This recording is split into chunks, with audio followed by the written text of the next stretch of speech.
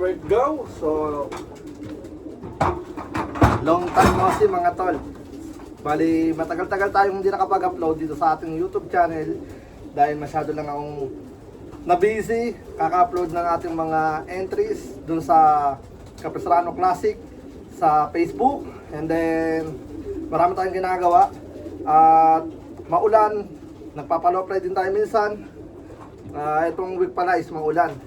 Kaya ito,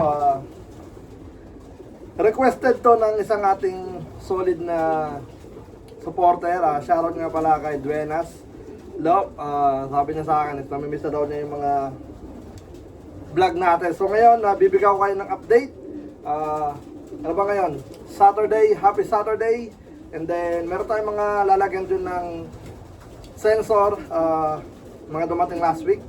And then, nakapokus na tayo dun sa, I think, fourth room yata yun. Kasi nakatatlong room na tayo na napapakawalan. Nasa ano na tayo, 322.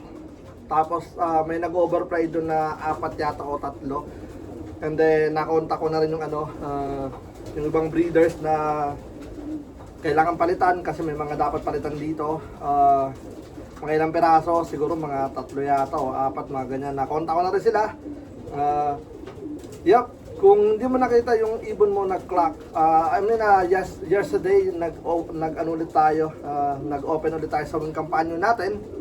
But may mga tumalon doon dahil nalaglag yung ano ko, yung hindi mahigpit yung pagkakalagay ng aking wire. So may mga tumalon doon, but sa next upload natin, check nyo ulit kung wala doon yung ibon nyo.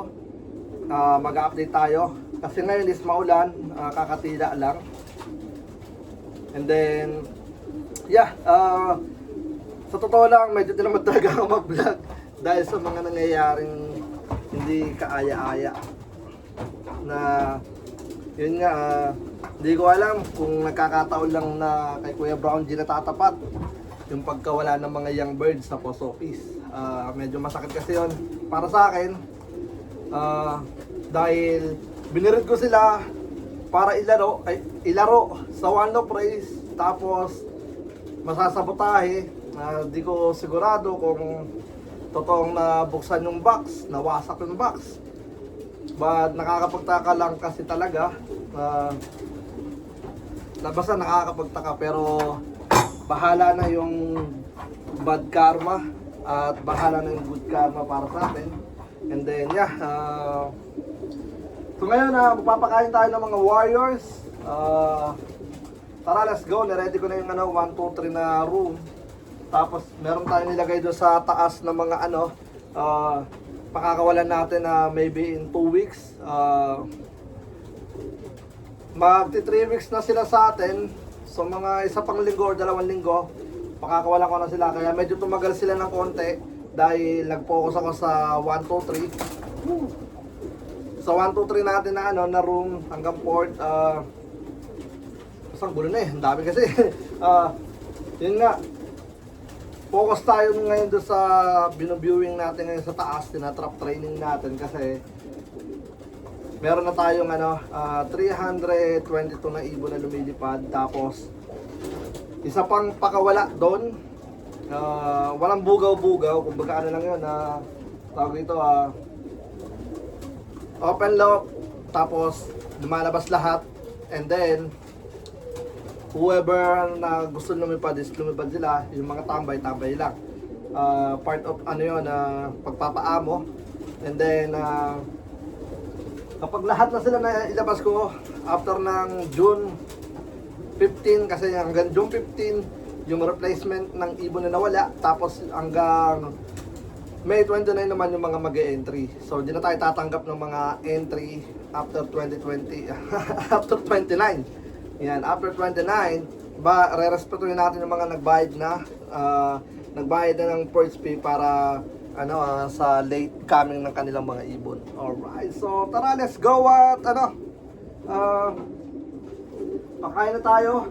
Ready tayo ng mga pagkain ng mga warriors natin. And then, yeah, may naka-viewing na doon sa taas. Mamaya ko na sila pakakainin. Unahin ko lang muna yung mga lumilipad na sa atin. Kasi tutulak ko sila lahat dito, tapos yung mga nandun sa taas naman is doon ko pakakainin. Tapos yung sensor naman, maybe lalagay ko mamaya. Ayan, maybe. Kasi naglalagay ako niyan, madami yan. Before, dalawa-dalawa. Pag may kada dating, ngayon marami yan na. Pinagsasama-sama ko sila doon sa quarantine tawag dito, area. So, yeah, ngayon, tawag dito, ready natin pagkain ng mga warriors natin. So, tara, let's go. Naligo sila kasi maulan, di ba? So, ngayon, ang ginawa ko, inopen ko lang yan dyan. Bahala sila. Wait. Kung sino maliligo, maligo. Kasi kung ayaw naman, ayaw. Walang sa kapilitan. Grabe, gaganda na ng mga ibon. So, tara, let's go at kuha tayo. O, ito, meron. Huli ka. Easy. Alright, so shout out to Zach. Ayan. Look at your bird. It's turning white black grizzle. Alright. You sent this before, remember this no white feather, but look at now. Alright, so good luck for this bird. Him is the first time to join to one of race, and he is still learning a lot. Alright, so once again, good luck, brother. Alright, let's go. Let's see, pick another birds. Alright. Wala nang pakeme-keme. I forgot to tell the ring number. Alright, so the ring number is 0. Yun. 0. 0 what? Number 3. 0 number 3. Gandang ibon. Alright. Pretty bird. Yep. And then, let's slow down. This one. White grizzle. White grizzle again. Remember, easy. Jeds. Number 203. 203 Jeds. Cut. Easy. Lahat yan puro may cut. Ayan o. May cut yan. Okay, so gusto ko magpakita pa ng mga warriors, but kailangan natin magpakain. O maybe 2 more pick. Kasi mga ibon nandun, nakabukas na nasa baba. Meron pa naman nandun, tara, let's go, pick up tayo.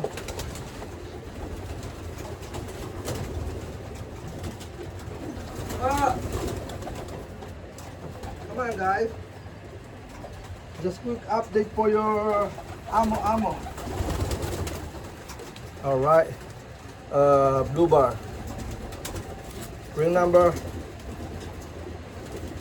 3703. 3703. Alright, so may tumatawag at sasagutin ko. Okay, so sorry.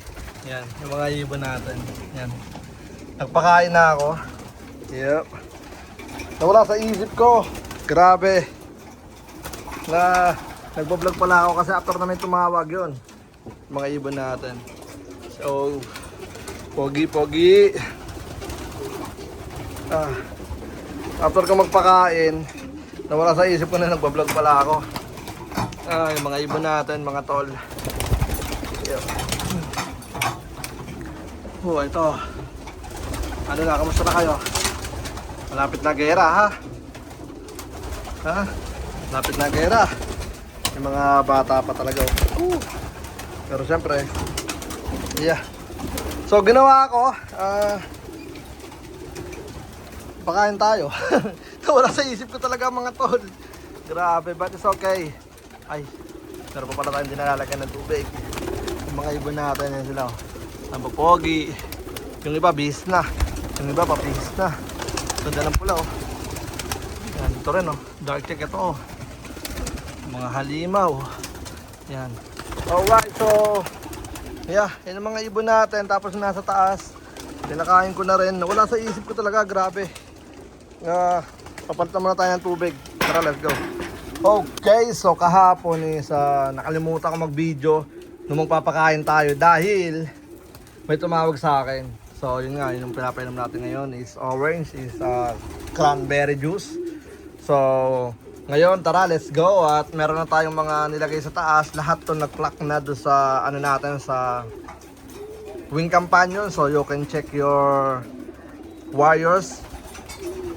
And then tomorrow I'm gonna release the bird again.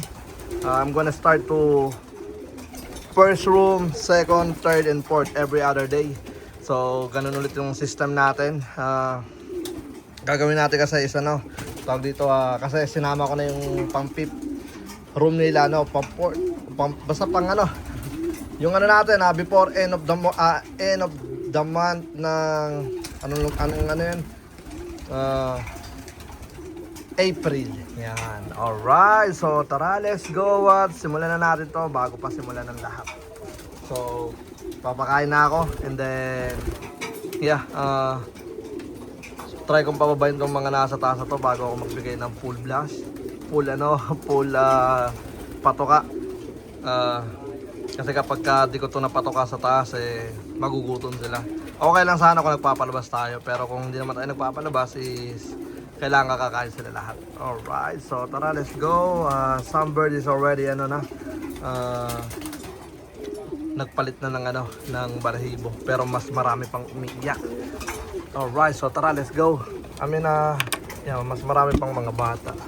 Ayun, mga bata nandiyan pa. Alright, so tara, let's go. At tawagin na natin sila. So napapegay pa natin yung mga warriors natin. Ayun,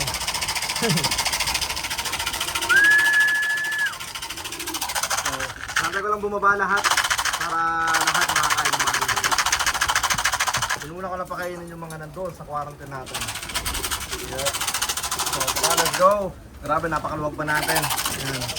Saro pa tayong madaming space sa mga warriors natin. So papakita ko sa inyo. Ayan. Marami pa tayong space. At hindi pa tayo ganun ka crowded. Ayan. Natural, nandun sila But yeah. Mamayang gabi, papakita ko sa inyo. Maluwag pa tayo. Kilala nyo naman si Kuya Brown G, no? Kapag alam na alanganin is nagdadagdag tayo lalo sa mga ventilation. Alright, so yeah. Ayan ang mga warriors natin. Mga titikas. At the same time, nagmamasid-masid tayo kung sino yung mga mahihinang nila lang. Alright, so yun na nga. Diskartehan ko muna to. Okay, so yun na nga. Pakain na tayo. Medyo nakakapagod lang dahil yan yung mga warriors natin. Hindi ko sila tinitigilan hanggat hindi sila na bubusog lahat. Yan yung mga warriors natin. So nagad tayo ng konting corn dahil kailangan ng mga warriors natin. Yan. Yep. Tapos dito, yan ang mga warriors natin nandito. So meron pa tong isa sa taas, ayaw bumaba, pero pabababayin ko yan. Yan, sinarado ko na rin. Yep. Pero open ko ulit yan para sila dyan, mag labas-pasok sa taas. Alright, so yun na nga. May mga leftover pa sa sa mga ibang lagay ng patoka, kaya hayaan ko lang munang ubusin nila bago tayo mag-add ulit ng ng mga patuka. Alright, so yung mga nandito is mga busog na. Grabe. So ayun na nga, siguro dito ko na lang muna puputulin yung video natin dahil sa inano ko lang, kinontinue ko lang yung last vlog natin. Alright, so good luck breeders. Let's go.